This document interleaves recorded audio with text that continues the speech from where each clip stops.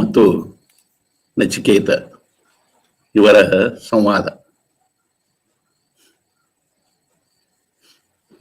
ಒಬ್ಬ ವಾಜಸ್ರವ ಅಂತ ಬ್ರಾಹ್ಮಣ ಇದ್ದ.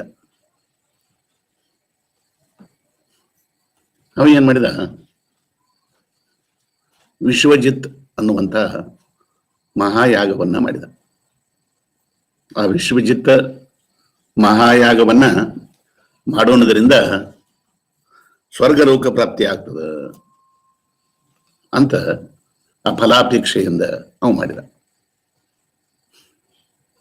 ಈ ವಿಶ್ವಜಿತ್ ಮಹಾಯಾಗದ ನಿಯಮ ಏನು ಅಂದ್ರ, ಅವನ ಹತ್ತಿರ ಏನಿತ್ತಲ್ಲ ಎಲ್ಲವನ್ನ ದಾನ ಮಾಡೋದು. ಆದ್ರೆ ಅವ ಯಾವ ರೀತಿಯಾಗಿ ದಾನ ಮಾಡಿದ ಅಂದ್ರ, ಆಕಳಗಳನ್ನ ದಾನ ಮಾಡಿದ. ಅವೆಲ್ಲ ಸಾಯುವಂತ ಆಕಳಗಳು. ಇಲ್ಲಿ ತನಕ ನೀರು ಕುಡಿದಿದ್ದು ಅಲ್ಲ, ಇನ್ನು ಮತ್ತೆ ನೀರು ಕುಡಿತಾವೇನೋ ಸತ್ತು ಹೋಗ್ತಾವೇನಂತ ಇಂಥ ಆಕಳಗಳ. ಇಲ್ಲಿ ತನಕ ಮೇವು ತಿಂದಾವಲ್ಲ, ಇದೇ ಕಡೆಯದ ಕಾಂತದ ಮತ್ತೆ ಮೇವು ತಿಂತಾವೋ ಇಲ್ಲ ಅಂತದ. ಇಲ್ಲಿ ತನಕ ಹಾಲು ಕೊಟ್ಟಾವಲ್ಲ, ಇನ್ನೇಲಿ ಹಾಲು ಇಲ್ಲ, ಅಲ್ಲೆಲ್ಲ ಹೋಗಿಬಿಟ್ಟಾವ. ಇನ್ನೇನಾವ ಮತ್ತೆ ಕರ ಹಾಕ್ತಾವೋ ಇಲ್ಲೋ, ಏನ ಮಾಡ್ತಾವೋ ಇಲ್ಲೋ, ಇಂಥ ಆಕಳಗಳವು. ಅವುಗಳನ್ನ ಬ್ರಾಹ್ಮಣರಿಗೆ ದಾನ ಮಾಡಿದ. ಆ ಬ್ರಾಹ್ಮಣರು ಅವುಗಳನ್ನ ಸಾಕ್ತಾರ. ಸಾಕಿದ್ರೆ ಏನು ಉಪಯೋಗದ? ನಾವು ಯಾವ ರೀತಿಯ ಕರ್ಮಗಳನ್ನ ಮಾಡ್ತೀವಿ ಆ ರೀತಿಯ ಫಲವನ್ನ ನಾವು ಪಡಿತೀವಿ. ನಾವು ಇಂಥ ಆಕಳಗಳನ್ನ ದಾನ ಮಾಡಿದೀವಿ, ಯಾವುದಕ್ಕೂ ಉಪಯೋಗ ಬರುವಂಗಿಲ್ಲ. ಇದರಿಂದ ನರಕ ಪ್ರಾಪ್ತಿ ಆಗ್ತದೆ ಹೊರತಾಗಿ ಸ್ವರ್ಗ ಪ್ರಾಪ್ತಿ ಆಗುದಿಲ್ಲ. ಈ ವಾಜಸ್ರವ ಬ್ರಾಹ್ಮಣನಿಗೆ ನಚಿಕೇತ ಅಂತ ಒಬ್ಬ ಮಗ ಇದ್ದ. ಅವ ಇದನ್ನೆಲ್ಲ ನೋಡ್ತಿದ್ದ. ನಮ್ಮಪ್ಪ ಇಂಥ ಆಕಳಗಳನ್ನ ದಾನ ಯಾಕೆ ಮಾಡ್ಲಿಕ್ಕೆ ಹತ್ಯಾನ, ಅವನಿಗೆ ಸಿಟ್ಟು ಬರ್ತಿತ್ತು.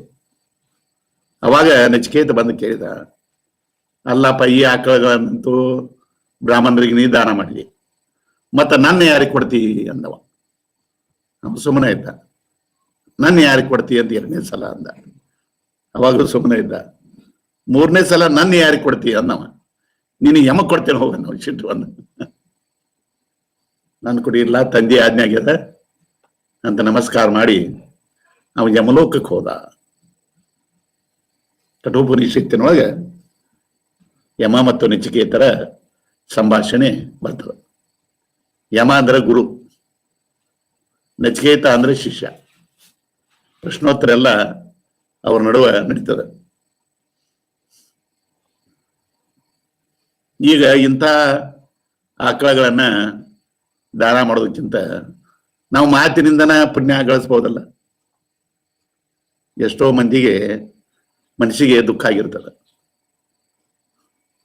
ಅಂಥವ್ರಿಗೆ ಸಮಾಧಾನದ ಮಾತುಗಳನ್ನ ಹೇಳಿ ಅವರನ್ನ ಸಂತೋಷಪಡಿಸ್ಬೋದಲ್ಲ. ಈಗ ನೀವು ಹಣ ಕೊಟ್ರೂ ಅವ್ರ ದುಃಖ ಹೋಗುದಿಲ್ಲ, ಔಷಧಿ ಕೊಟ್ರೂ ಅವ್ರ ದುಃಖ ಹೋಗುದಿಲ್ಲ. ಅವ್ರ ಮನಸ್ಸಿಗೆ ಸಂತೋಷ ಆಗುವಂತ 1-2 ಮಾತುಗಳನ್ನ ಆಡಿದ್ರೆ ಇದರಿಂದ ಎಷ್ಟು ಹೆಚ್ಚಿನ ಪುಣ್ಯ ಬರ್ತದಲ್ಲ. ಇಂಥ ಪುಣ್ಯ ಯಾಕೆ ಮಾಡಬಾರ್ದು? ಇನ್ನೊಬ್ಬರಿಗೆ ದುಃಖ ಆಗುವಂತ ದಾನವನ್ನ ಯಾಕೆ ಮಾಡಬೇಕು? ನಗಲ್ ಬೀಜ ಬಿತ್ತೋದಂತಾರೆ, ಕಡ್ಲಿಕಾಯಿ ಆಗ್ಯೋದಂತ. ನಗಲ ಬೀಜ ಬಿತ್ತಿದ್ರೆ ನಗಲ ಹುಳನ ಹುಡ್ತಾವ್ರಿ, ಇಲ್ಲಿ ಕಡ್ಲಿಕಾಯಿ ಸಿಗ್ಬೇಕ್ರಿ. ಅದಕ್ಕಾಗಿ ನಾವು ಪಾಪ ಕರ್ಮವನ್ನು ಮಾಡಿದೀವಿ ಅಂದ್ರೆ ಪಾಪ ಕರ್ಮದ ಫಲ ದುಃಖನ ಬರ್ತವೆ. ಪುಣ್ಯ ಕರ್ಮವನ್ನು ಮಾಡಿದೀವಿ ಅಂದ್ರೆ ಪುಣ್ಯ ಕರ್ಮದ ಫಲ ನಮಗೆ ಸುಖನ ಬರ್ತದೆ. ಅದಕ್ಕಾಗಿ ನಾವು ಪಾಪ ಕರ್ಮವನ್ನು ಮಾಡಬಾರ್ದು, ಪುಣ್ಯ ಕರ್ಮಗಳನ್ನ ಮಾಡಬೇಕು. ಇವ ನಚಿಕೇತ ಯಮಲೋಕಕ್ಕೆ ಹೋಗ್ತಾನೆ. ಅಲ್ಲಿ ಹೋದ ಕೂಡಲೇ ಯಮ ಮನೆ ಆಗಿರೋದಿಲ್ಲ. ನಾವು ಎಲ್ಲೋ ಕೆಲ್ಸಕ್ಕೆ ಹೋಗಿರ್ತಾನ, ಚಿತ್ರಗುಪ್ತರು ಇರ್ತಾರ್ರಿ, ಅವ್ರ ನೀರು ಕುಡ್ರಿ, ಊಟ ಮಾಡ್ರಿ, ಏನೇನೋ ಅಂತಾರವ್ರು. ಆದ್ರೂ ನಾ ಯಮರಾಜನ ಭೇಟಿ ಆಗೋ ತನಕ ನಾ ಏನು ತಗೋದಿಲ್ಲ ಅಂತ ನಾವು ನಚಿಕೇತ.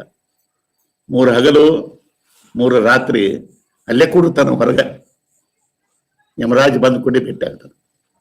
ಭೇಟಿ ಆದ್ಮೇಲೆ ಯಮರಾಜ್ ಅಂತಾನ, ಅಲ್ಲೋ ಮಾರಾಯ, 3 ಹಗಲು 3 ರಾತ್ರಿ ನಿನಗ ಏನೋ ಆದರಣ ಸಿಗಲಿಲ್ಲ, ನನ್ ತಪ್ಪಾತು, ಕ್ಷಮಾ ಮಾಡಪ್ಪ.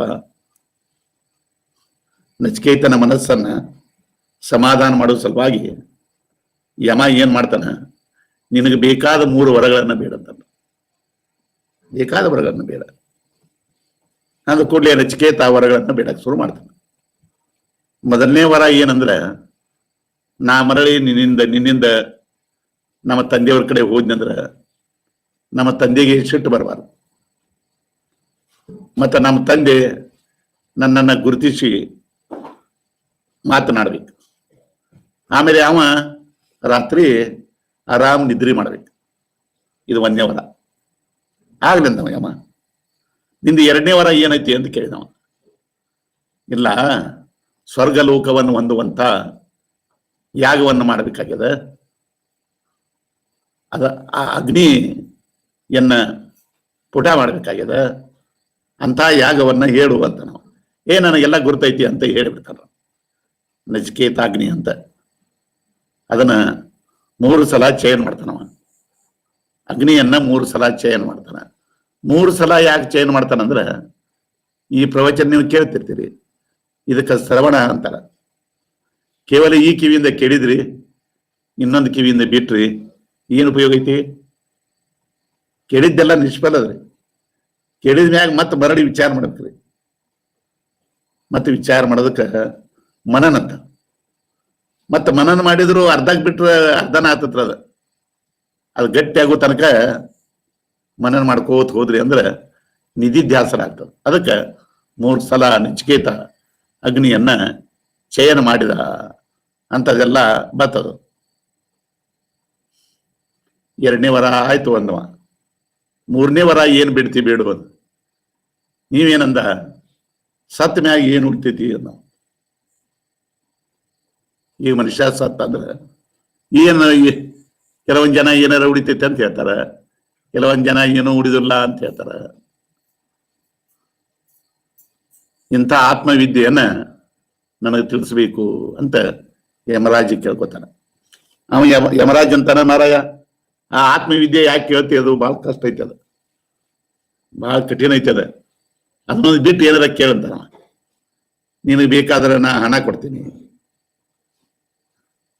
ಭೂಮಿ ಕೊಡ್ತೀನಿ, ಏನ್ ಬೇಕೋ ನಿನಗೆ, ದೀರ್ಘವಾದ ಆಯುಷ್ಯ ಕೊಡ್ತೀನಿ, ಬೇಕಾದ್ರೆ ಚಕ್ರವರ್ತಿ ಪದವಿ ಕೊಡ್ತೀನಿ, ಅಡ್ಡಾಡಕ ರಥ ಕೊಡ್ತೀನಿ, ನಿನ್ನ ಸೇವಾ ಮಾಡಕ ದೇವಲೋಕದ ಅಪ್ಸರೆಯನ್ನು ಕೊಡ್ತೀನಿ. ವಿಷಯ ಭೋಗದ ಏನು ಬೇಕು ನೀ ಬೇಡು ಅಂತ ಅಂದ್ಕೊಡ್ಲೆ. ಅವನು ಹೇಳಿದ, ಅಲ್ಲ, ನೀವೆಲ್ಲ ಭೋಗ ಕೊಟ್ಟೆಪ್ಪ, ಆದ್ರೆ ಅದರಿಂದ ಏನಾಗ್ತದಂದ್ರ ಕ್ಷಣಿಕ ಭೋಗಗಳು. ಅವಾಗ ಸುಖ ತೋರಿದಂಗ ಆಗ್ತತೆ, ಮತ್ತೆ ಅಡಿಗೆ ಬಿಡ್ತದೆ. ಈಗ ನೀವು ಹುಟ್ಟಿದಂದಿನಿಂದ ಇಲ್ಲಿ ತನಕ ಏನೆಲ್ಲ ವಿಷಯ ಭೋಗಗಳನ್ನು ಮಾಡಿದೆ, ಎಷ್ಟು ಸುಖ ಉಳಿದೈತಿ?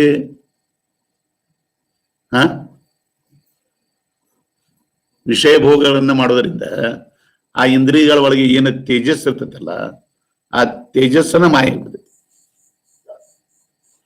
ಸಾಮಾನ್ಯವಾಗಿ ನಾವು ವಿಷಯ ಭೋಗ ಅಂದ್ರೆ ಸುಖ ಅಂತ ತಿಳ್ಕೊಂಡಿವಿ. ಆಮೇಲೆ ಆಯುಷ್ಯನೂ ಕಡಿಮೆ ಆಗಿಬಿಡ್ತೈತಿ. ವಿಷಯ ಭೋಗಗಳನ್ನ ನಾವು ಹೆಂಗ ಮಾಡ್ತೀವಿ ಹಂಗ ಆಯುಷ್ಯನೂ ಕಡಿಮೆ ಆಗಿಬಿಡ್ತೈತಿ. ಅವ ಮತ್ತ ವಾಹನ, ನೃತ್ಯ, ಗೀತೆ ಹಿಂಗೆಲ್ಲ ಹೇಳ್ತಾನ.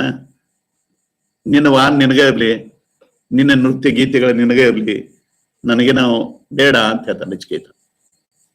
ನನಗೆ ಆತ್ಮಜ್ಞಾನ ಒಂದ ನೀ ಹಠಾನ ಮಾಡಿಬಿಡ್ತಾನ. ನಾವು ಆತ್ಮಜ್ಞಾನ ಒಂದು ಬಿಟ್ಟ ನನಗೇನೋ ಬೋಧ ಮಾಡತಕ್ಕದ್ದಲ್ಲ ಅಂತ ನಚಿಕೇತ ಯಮರಾಜನನ್ನ ಕೇಳ್ತಾರ. ಇದು ಏಲೋಕದ ಭೋಗದ ಆಶಯ ತೋರಿಸ್ತಾನ.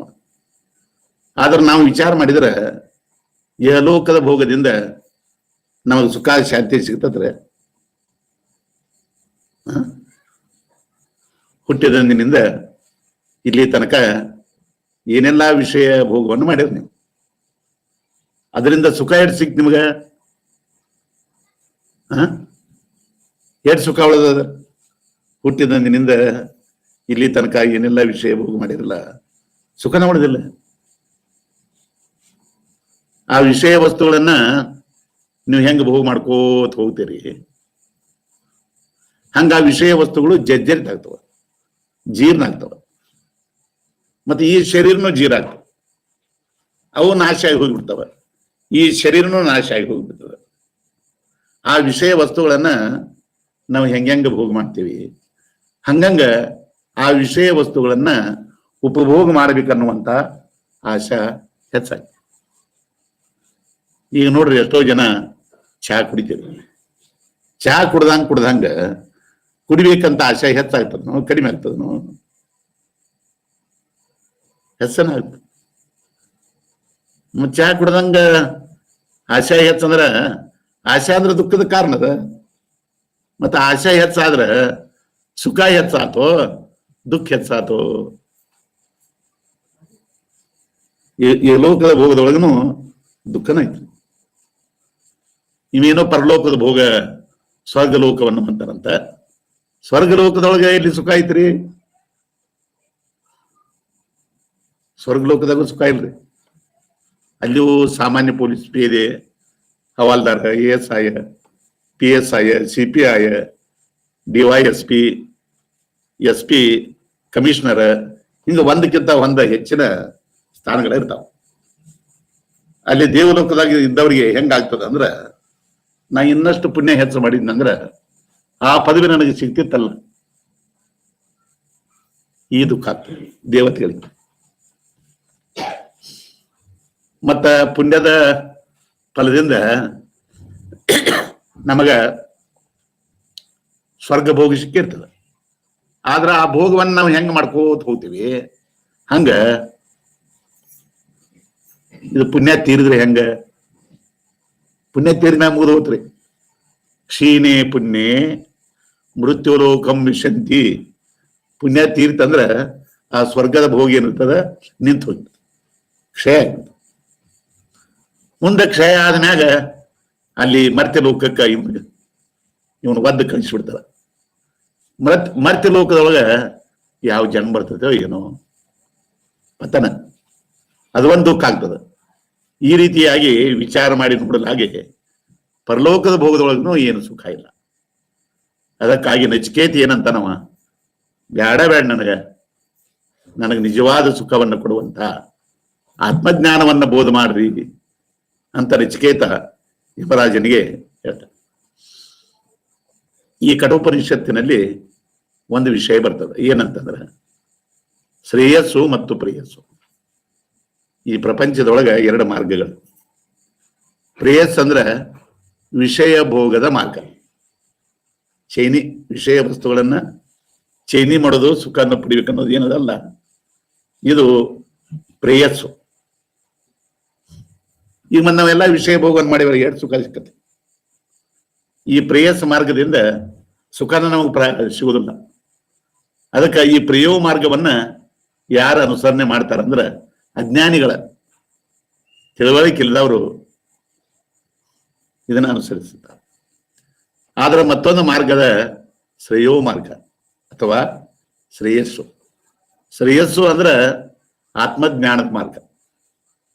ಆತ್ಮಜ್ಞಾನದಿಂದ ಆತ್ಮಜ್ಞಾನವನ್ನ ಹೊಂದುವಂಥ ಮಾರ್ಗ. ಆ ಆತ್ಮಜ್ಞಾನದ ಮಾರ್ಗದಿಂದ ನಮಗ ಶಾಶ್ವತವಾದ ಶಾಂತಿ, ಸಮಾಧಾನ ಪ್ರಾಪ್ತಿ ಆಗ್ತದೆ. ಈಗ ನೋಡ್ರಿ, ಈ ಆತ್ಮ ಹೆಂಗದನಂದ್ರ ಅತರ್ಕ್ಯಂ, ತರ್ಕದಿಂದ ಆತ್ಮಜ್ಞಾನ ಆಗೋದು ಸಾಧ್ಯ ಇಲ್ಲ.